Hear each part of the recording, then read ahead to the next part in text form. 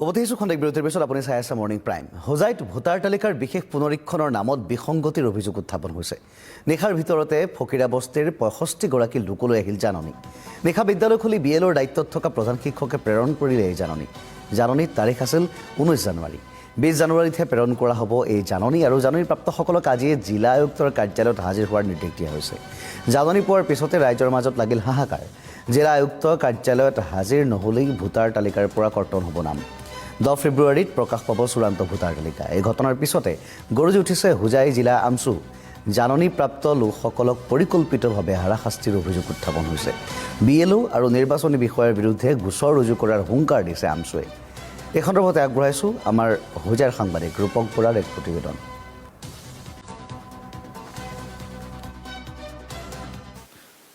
নিশ্চিতভাৱে চাওক, আচলতে ভোটাৰ পুনৰীক্ষণ প্ৰক্ৰিয়াৰে ক'ৰবাত নহয় ক'ৰবাত অসম চৰকাৰে 2026ৰ নিৰ্বাচনী বৈতৰণি পাৰ কৰাৰ ক'ৰবাত চেষ্টা চলোৱাৰ এই মুহূৰ্তত এক উপশম হৈছে।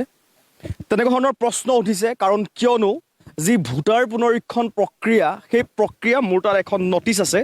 এই নটিচখনৰ তাৰিখ হৈছে স্পষ্টকৈ মই দেখাই দিওঁ 19 তাৰিখ।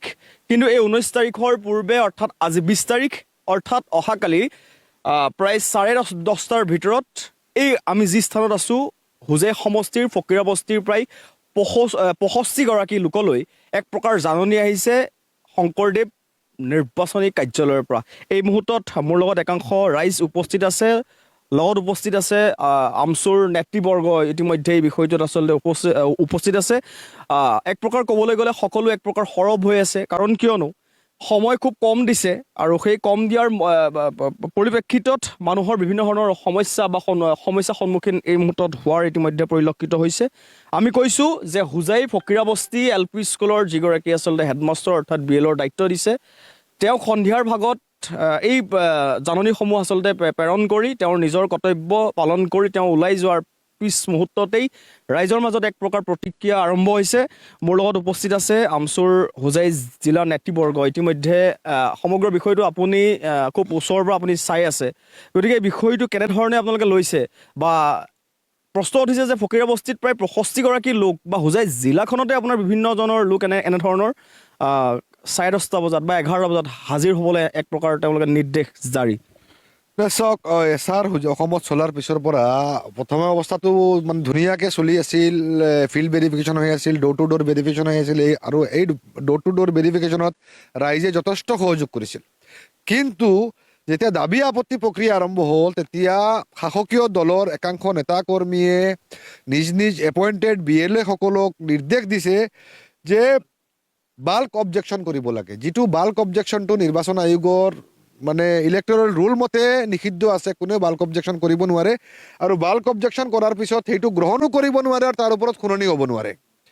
কিন্তু দেখা গৈছে যে একাংশ এই যোৱা কেইদিনৰ পৰা মানে বৰমপুৰ সমষ্টিৰ পৰা আৰম্ভ হৈছে, আৰু আজি হোজাই সমষ্টিৰ হোজাই জিলাৰ তিনিওটা সমষ্টি, হোজাই, বিন্নাকান্দি, লামডিং সমষ্টিৰ একাংশ লোকসকলৰ ওপৰত BLO-সকলক ডিষ্ট্ৰিক্ট ইলেকশ্যন অফিচাৰে মাতি নি এক প্ৰকাৰ হেঁচা প্ৰয়োগ কৰি অসম্পূৰ্ণৰূপে, এইটো চাওক আপোনালোকে, সম্পূৰ্ণ অসম্পূৰ্ণ এটা জাননী, য'ত আপত্তিকাৰীৰ কোনো নাম নাই, পাৰ্মানেণ্ট শ্বিফটেড বুলি দিয়া হৈছে। এই লোকসকল ইয়াতে ঘৰ, ইয়াতে মানে তেখেতসকলে বাৰী, পাৰ্মানেণ্ট শ্বিফটেড। এতিয়া আপত্তিকাৰীৰ যদি নাম ঠিকনাই নাই, তেখেতসকলে এটা অসম্পূৰ্ণ নোটিছ ছাৰ্ভ কৰি বিজেপিৰ যিটো এজেণ্ডা আছে, সেই এজেণ্ডাত প্ৰত্যক্ষৰূপে সহযোগ কৰি আছে হোজাই জিলা নিৰ্বাচন বিষয়াগৰাকী। ইনফ্লুৱেঞ্চ আছে চৰকাৰৰ বা চৰকাৰী পক্ষ।